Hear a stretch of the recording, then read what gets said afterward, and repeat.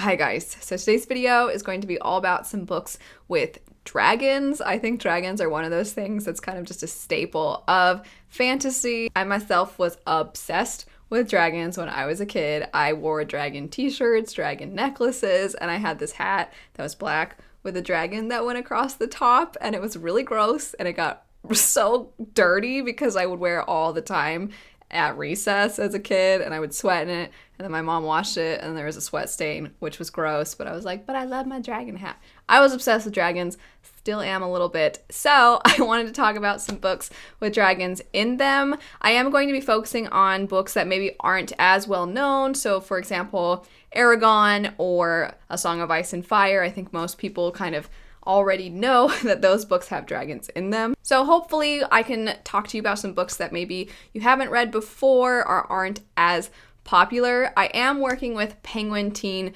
for this video, and kind of one of the inspirations for this video idea was the release of Flamefall, which is a sequel to Fireborn by Rosaria Munda. If you're new to my channel, there's a chance that you haven't heard me talk about them, but chances are you have heard me talk about this series a lot.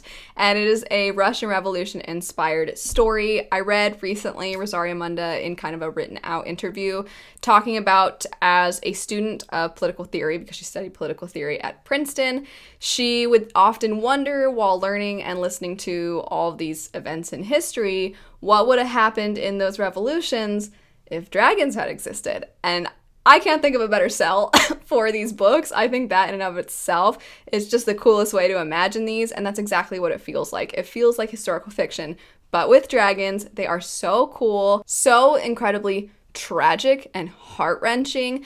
The decisions that these characters have to make, the things that the author does, oh my gosh, in this second one especially, so many times I was just like, oh my gosh. My stomach was upset reading the book. So good. And the characters, the examination of trauma of these characters is absolutely phenomenal. So good. And of course, the dragon element, the part that we're talking about today. So the dragons in these books, they're not really super magical the way that you find in other stories. They're almost so part of the society that they don't really feel mythological, which makes sense because they wouldn't be if they're in that world.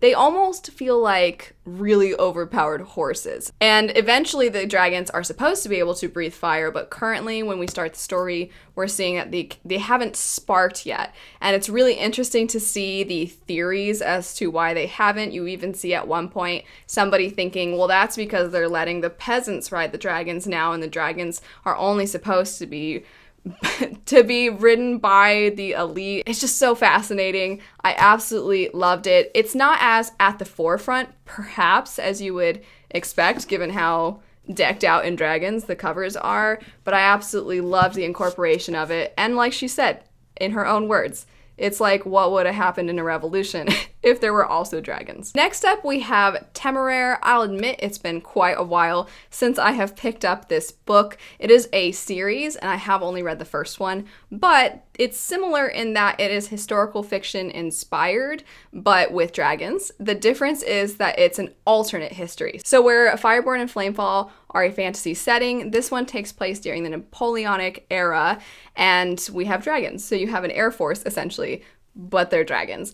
And the main character at the beginning of the story discovers a dragon egg. The dragon hatches. It's like, you and me now, man. We're bonded.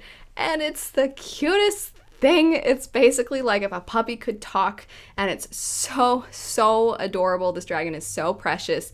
A little bit of a proceed with caution, because the dragons, because they are kind of like innocent puppies in a sense, you see the loyalty of the dragons to their riders, but the riders are not always loyal to the dragons, and they can be pretty terrible the same way you see human beings towards animals. And it was one of the most heartbreaking things I have ever read. Oh my gosh, because you just imagine it as if it were a dog, except for a dog that could talk, and they're so innocent and lovely and sweet, and to think that somebody wouldn't just treat them with all the love in the world.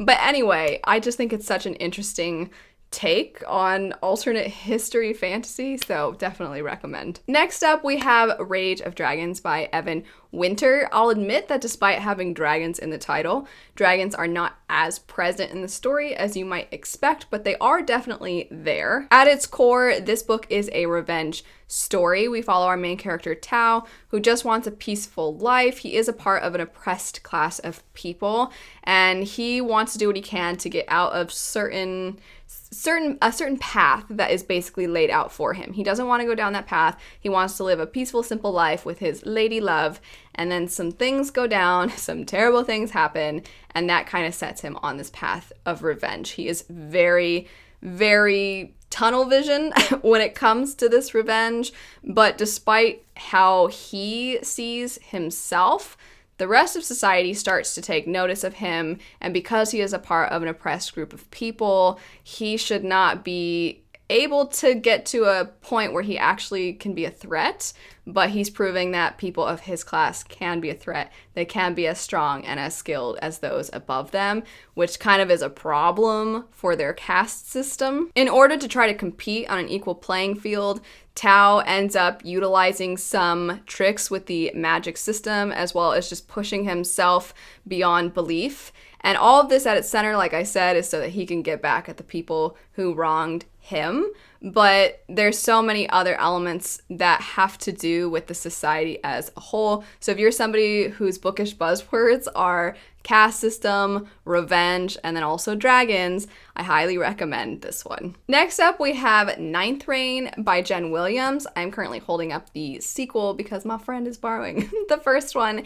And if you pick up this story, you're gonna be like, where are the dragons? Where are there even mythological creatures?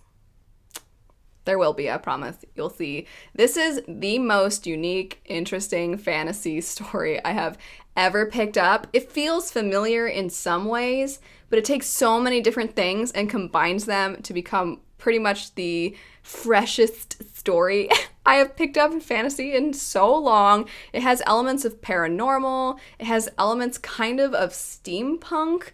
It's so bizarre, but you follow these three main characters, and I have described them in the past as what if Vin from Mistborn was a witch, because you have a character who's just feisty, but they have maybe some powers, and so they're like, I just want to like do my thing, and they're a little bit short-tempered, you know, like don't mess with me. Then you have a character who I describe as a vain Geralt. So Geralt of Rivia, who everybody sees as a monster and sees a certain way, but he's actually really skilled at fighting, and then he also is just kind of doing his thing. Imagine that character, but very vain and obsessed with their appearance. And you have the second character, and then our third main character. And then for the third main character, I've described her as if Indiana Jones was a lesbian black woman. I love these characters so much, and these three come together to try and understand the history of the wars that always inevitably come to their world, but they know pretty much nothing about, because there's our cycles throughout history, and the last one happened so long ago, and pretty much everybody who would have been able to tell them about it from this magical race of people, all of those individuals are basically dead, and they don't know anything about this looming threat. And so the whole book, you're kind of like, I don't know what's going on, and then you start to understand what's going on, you're like, things are gonna go wrong.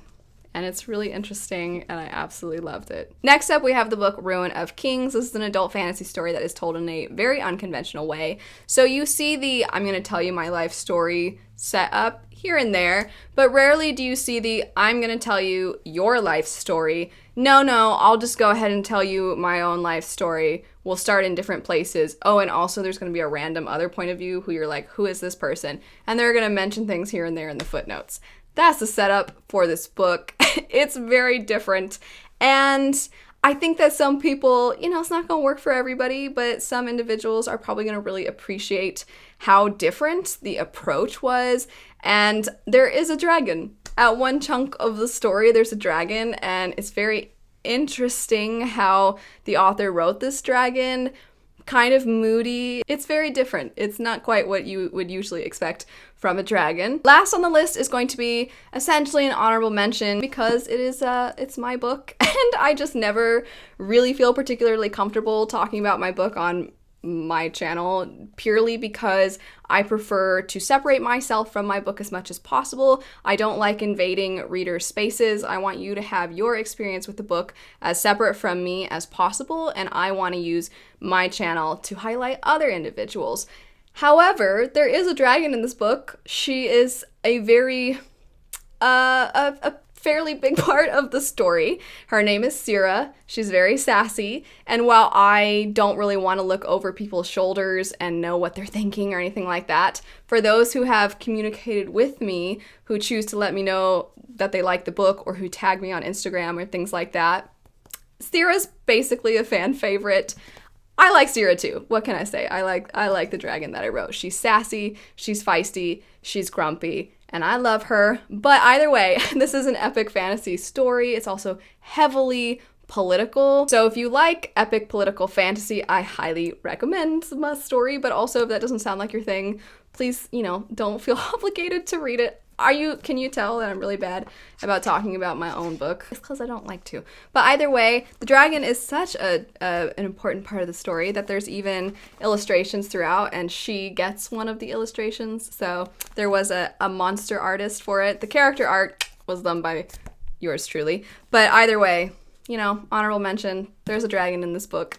So there you go. Anyway, that's it for some maybe not as well known fantasy stories that have dragons in them. Definitely let me know some of your favorite books with dragons. I have so many that I still need to get to, and maybe in the future I'll make a part 2 to this video. But anyway, thanks so much for watching. I hope you have a fantastic rest of your day. Don't forget to check out Fireborn and Flamefall. Thank you, Penguin Teen, for partnering with me for this video. Anyway, I'll see you guys all later. Bye.